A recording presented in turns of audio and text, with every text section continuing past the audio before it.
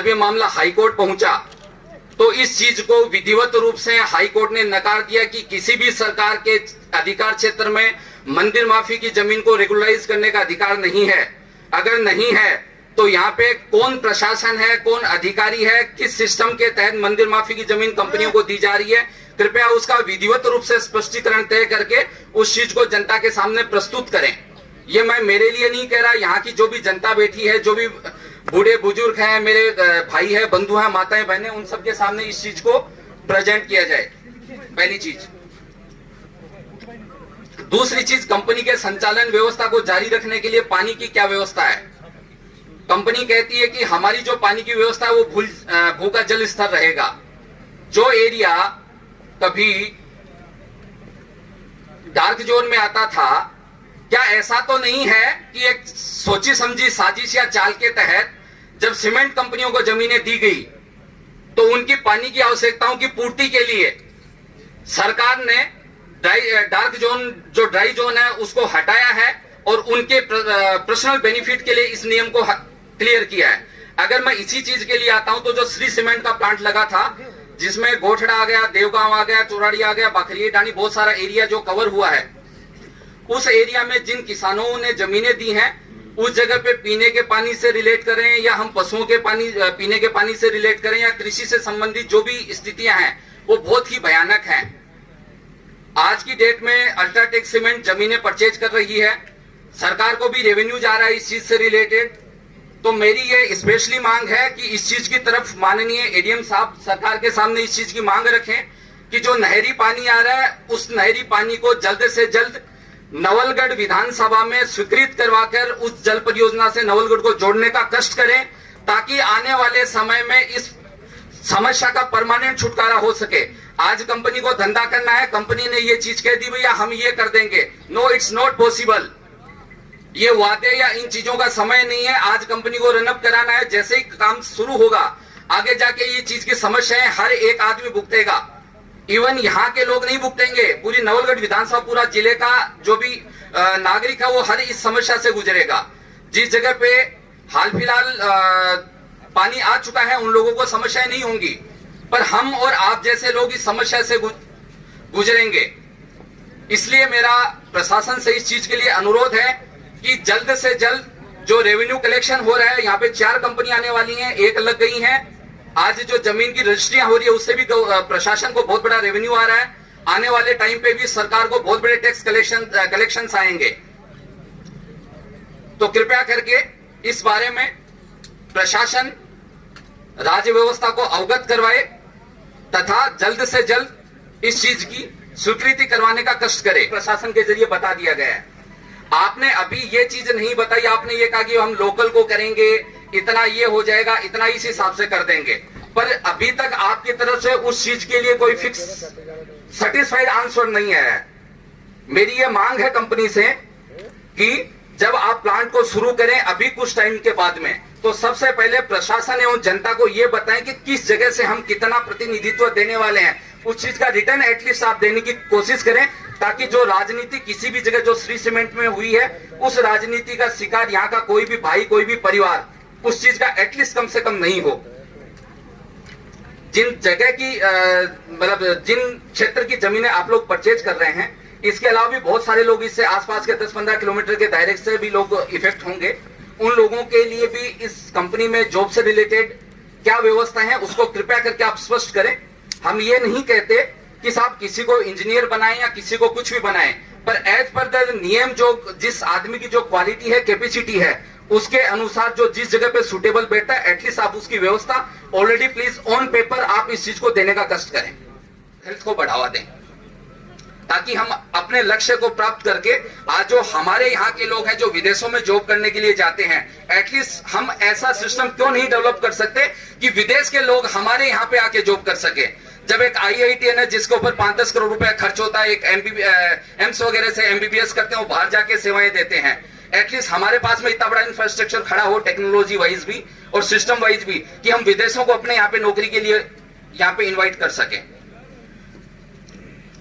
इसके बाद में क्षेत्र के जैसे कंपनियां हैं, कंपनी आपके लिए शायद पावर प्लांट आप खुद भी लगा रहे हैं, इसके अलावा भी शायद बिजली की आपूर्ति के लिए आपके लिए सरकार शायद कुछ सेपरेट व्यवस्थाएं भी करेगी, आई थिंक सो। इसके लिए मेरा सरकार से निवेदन है कि जब एक कंपनी को ये भारत है, भारत का जो 80% भूभाग है वो किसान ऑपरेट करते हैं। ये खेती है, ये धरती माँ है, ये माटी है हमारी जिसने हम सबको सींचा है। अगर आज हम सभी लोग एक उद्योगपतियों की तरफ देखते हैं, एक इंडस्ट्री की तरफ देखते हैं, तो उनको 12 घंटे 24 घंटे लाइट जाती है, जिससे उद्योग करते हैं वो भी लाइटें दिन में जाती हैं। तो मेरा यहाँ के प्रशासन से भी अनुरोध है, कृपया करके आप एक सिस्टमेटिक मांग उठाएं, आप अपनी तरफ से दें, हम भी अपनी तरफ से मांग उठाएंगे। जब आप लोगों को 12 घंटे 24 घंटे लाइट दी जा सकती है तो एटलीस्ट यहाँ के किसान और यहाँ के विधानसभा के, यहाँ के क्षेत्र के जो भी लोग हैं, उनको कम से कम 12 घंटे फुल लाइट दी जाए, जिससे वो बोरिंग चला सके और बाकी जो भी घरेलू लाइट है वो 24 घंटे देने की व्यवस्था सुनिश्चित करे। इसमें आपका जो भी भागीदारी होगी, आप अपनी तरफ से कोई प्लांट में एक्सेस लाइट वगैरह है वो जनता को किस हिसाब से डिस्ट्रीब्यूट कर सकते हैं, या फिर सोलर पैनल में जो आसपास के लोग हैं उनको क्या व्यवस्था CSR के थ्रू क्या फंडिंग देके उन लोगों का जीवन स्तर सुधार सकते हैं। इस चीज से रिलेटेड कोई भी हो तो कृपया करके आप इस चीज के ऊपर भी ध्यान दीजिए। जैसे आज कंपनी स्टार्ट होगी, बहुत सारे व्हीकल्स आएंगे, बहुत सारे साधन भी चलेंगे जो कंपनी से रिलेट करेंगे, सही है। वो हर एक तरीके से प्रत्यक्ष अप्रत्यक्ष रूप से या तो आपके स्वयं के व्हीकल्स हैं, और स्वयं के व्हीकल्स नहीं है तो आपसे किसी न किसी रूप से अनुबंधित हैं। एक धंधे का नियम है, जब बिजनेस का टाइम आएगा सारे लोग स्पीडली भगेंगे, उस कंडीशन में बहुत सारी दुर्घटनाएं हो जाती हैं जिससे जन हानि भी होती है। तो कृपया करके आप इस नीति को स्पष्ट करें कि कल को कोई भी आदमी आपके किसी भी व्हीकल या आपसे अनुबंधित व्हीकल से अगर डेथ हो जाती है तो एटलीस्ट एक किसान है, पशुपालक है, जो बेचारा सुबह दूध निकालता है, शाम को कमाता है, खाता है, अगर उसके घर से किसी भी आदमी की अगर डेथ हो जाती है तो वो कोर्ट कचहरी में ना जाके आप अपनी नीति पहले से स्पष्ट करें कि उसका क्लेम का रेशियो क्या रहेगा, 2 लाख देंगे, 5 लाख देंगे, 10 लाख देंगे, वो आप अपनी तरफ से नीति स्पष्ट करके जनता के सामने प्रस्तुत करें, ताकि कल को अगर किसी के साथ में भी इस तरीके का कोई भी हादसा होता है तो ये आम जनता उस चीज से दुखी नहीं हो। क्योंकि एक आदमी है, कल को कोर्ट कचहरी में अपने सुबह शाम की रोटी का जुगाड़ करेगा, या फिर वो कोर्ट कचहरी लड़ने के लिए अपने केस लड़ने के लिए, अपने मुआवजे के लिए कोर्टों में दौड़ेगा। ये चीज पॉसिबल नहीं है कि एक इंडस्ट्री अल्ट्राटेक जैसी कंपनी, आदित्य बिरला ग्रुप जैसी कंपनी के सामने जो करोड़ रुपए का भी आज एक वकील खड़ा कर सकती है, गरीब आदमी है वो 1000 रुपए भी एक वकील को देता तो उसका दिल दुखता है। कृपया करके इस चीज को भी स्पेशल रूप से मेरा हार्टली रिक्वेस्ट है, आप इस चीज को मेंशन करें।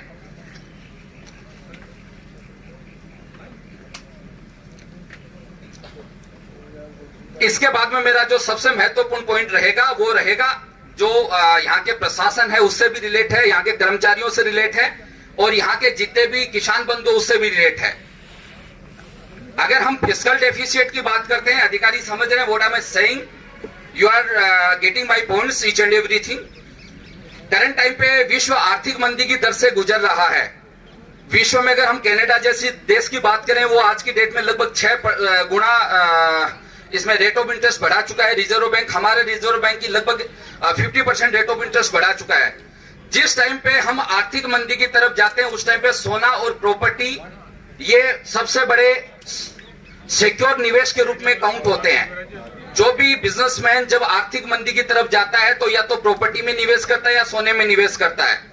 आज के टाइम पे पूरे इंडिया वाइज भारत देश भी है, वो भी आर्थिक मंदी की तरफ जा रहा है।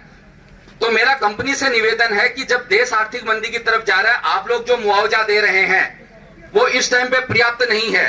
क्योंकि यहाँ जितने भी अधिकारी बैठे हैं, चाहे माननीय एडीएम साहब हो, चाहे एसडीएम साहब हो, जिस टाइम पे सैलरी की बात आती है, वेजेज की बात आती है, वेतन आयोग की बात आती है, सारे लोग सड़कों पे आ जाते हैं। इवन चाहे पुलिस प्रशासन हो या आप कर्मचारी कंपनी के एम्प्लॉइज हो, जब आपके वेजेज की बात आती है आप भी अपनी कंपनी से लड़ते हैं। तो जब आप अपनी कंपनी से उस चीज के लड़ते हैं, जब जो अधिकारी बैठे हैं वो अपने लिए लड़ रहे हैं, तो इन किसानों ने क्या बुरा किया भाई? एटलीस्ट उनके लिए आप इस चीज की मांग को ध्यान में रख के एटलीस्ट मेरा निवेदन है कि 17 से 18 लाख रुपए एटलीस्ट आप 1 बीघा का मुआवजा निर्धारित करें। क्योंकि जो महंगाई दर बढ़ी है उस महंगाई दर में लगभग 70 to 80% अभी महंगाई बढ़ी है। और हाल फिलहाल as per the RBI data हम 8.5% की महंगाई दर से इस टाइम पे हम सर्वाइव कर रहे हैं, जिस कारण दिन प्रतिदिन रिजर्व बैंक ऑफ इंडिया अपनी महंगाई दर है उसको बढ़ा रहा है, रेट ऑफ इंटरेस्ट बढ़ा रहा है। तो कृपया आप इस चीज की तरफ थोड़ा सा फोकस कीजिए। किसानों की तरफ से भी ये मांग है एटलीस्ट 17 से 18 लाख रुपए पर बीघा का आप उस चीज के लिए क्लियर कीजिए। है 20 का तो बहुत बढ़िया है। मैंने तो एक जो आंकड़ा दिया है वो आंकड़ा as per the reserve bank का आंकड़ा दिया है जो 70% महंगाई इधर बढ़ी है। मैंने फिक्स वो आंकड़ा दिया है, ऊपर की जो डिमांड है वो कंपनी की मेहरबानी की कंपनी क्या करती है। पर सातवां वेतन आयोग भी लागू हुआ है। अभी 4-5 दिन पहले वन रैंक वन पेंशन से रिलेटेड भी गवर्नमेंट ने काफी सारे सुधार किए हैं। तो इस चीज से रिलेटेड जब उद्योग धंधे, आज अगर मैं बातचीत करूं, अल्ट्राटेक कंपनी है, ये सीमेंट का कारोबार कर रही है। आप इनसे पूछे कि 17-18 में जो कंपनी सीमेंट 250 से 250 रुपए बेच रही थी, आज वही कंपनी उसी सीमेंट को 450 से 500 रुपए बेच रही है। एम आई राइट और रॉन्ग? Please answer. सही हूं कि गलत हूं, हाँ या ना? प्लीज। नहीं, एक बार इनसे पूछिए ना सर, हाँ या ना के जवाब पूछ रहे हैं। क्या उन्होंने 4 साल में सीमेंट की रेटें डबल की है कि नहीं की है? यस या नो? Please answer. सर आपकी सबकी मैं जवाब दूंगा। हाँ, कोई दिक्कत नहीं सर।